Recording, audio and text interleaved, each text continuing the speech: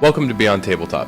Today I wanted to show off the new D&D 5e Character Builder. The Character Builder is available to anyone who has upgraded their D&D 5e sheets, which you can do for a one-time payment of $10. Now let me show you what this looks like.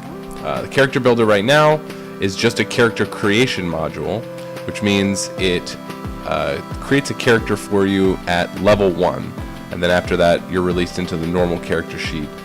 In the future we will be releasing additional steps for the builder, so you'll be able to level up your character all within the Character Builder. But for now, let's just see what it looks like with a brand new sheet.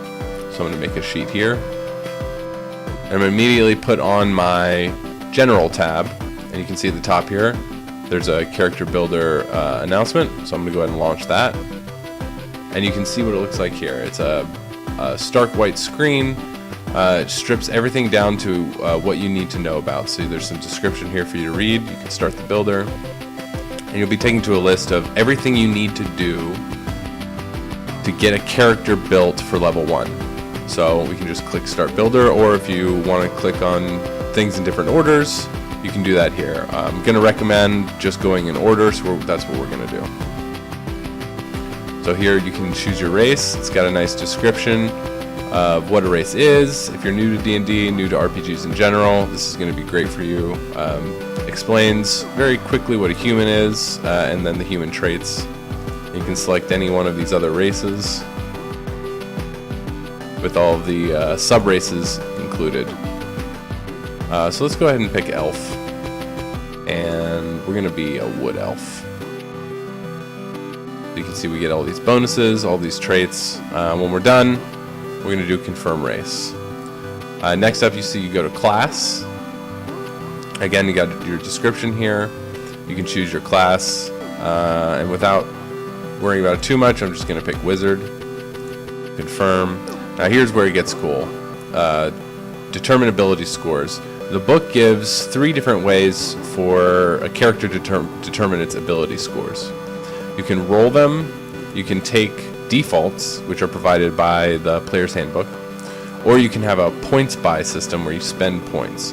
Any of these methods will allow you to create a character here. I always prefer to roll them just because I like the highs and the lows that you get from rolling a dice. So let's see what we can get with this elvish wizard. So after you click each one of these, you'll see the number appear over here on the left. Oh, that is a dismal character, but that's what you get. That's what you get when you roll dice. Sometimes you get it real low. So this is a real low character. Then once you have your numbers, you have to assign ability scores to them, and you have this list here of unassigned ability scores. So for a wizard, strength isn't very important. Dexterity is kind of important. That's where most of your AC is going to come from. So I'll go ahead and put. Actually, you know what? I'll put dexterity in this one, because even though it's important, we get a bonus to it, so that's not. You can see this +2, that's a racial bonus. It shows it from the previous steps, so you know what you're getting. Wizard's most important feature or ability is definitely Int. That's what it casts spells with. We don't care about Charisma, because we're not a sorcerer. And so what do we got left? Con and Wisdom.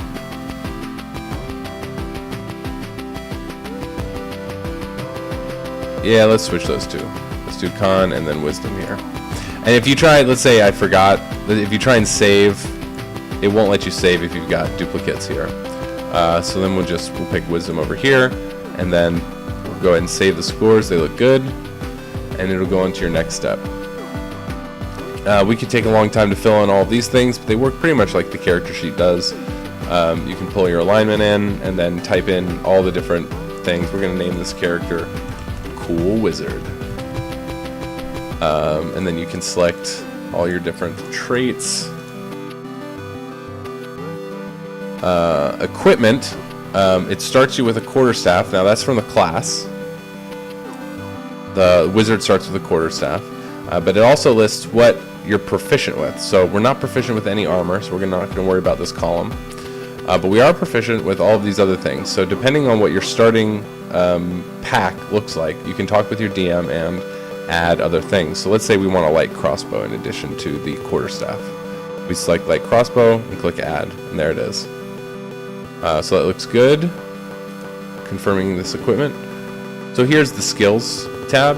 We've got 2 additional skills we can pick based on the things we've selected so far.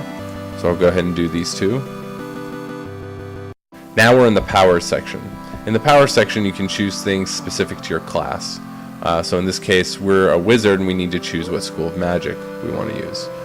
Here's divination. I like divination, so I'll go ahead and confirm that as my power. Now we can choose spells. This little line of text here tells us how many spells of each level we get at level 1. So we get 3 level 0 spells. I'll go ahead and get, let's see, I like Ray of Frost, Mage Hand, and let's do Firebolt. I probably should have picked a divination spell. Oh, there aren't any. So yeah, that's fine. Oh no, here's one, divination. So I'm going to take out, now I decided I didn't want Mage Hand anymore, but I do want True Strike. Since I'm a divination school wizard, we'll go ahead and pick that. And then we get 2 level 1 spells, so let's pick 2. And if I feel like, I think you can filter by divination. Yeah. So if I want to just look at divination spells, I can type that up here in the box and it will only show me divination. So we'll go ahead and do detect magic, and we can read more about it if we want to click here. And then detect magic, and what did I get 2?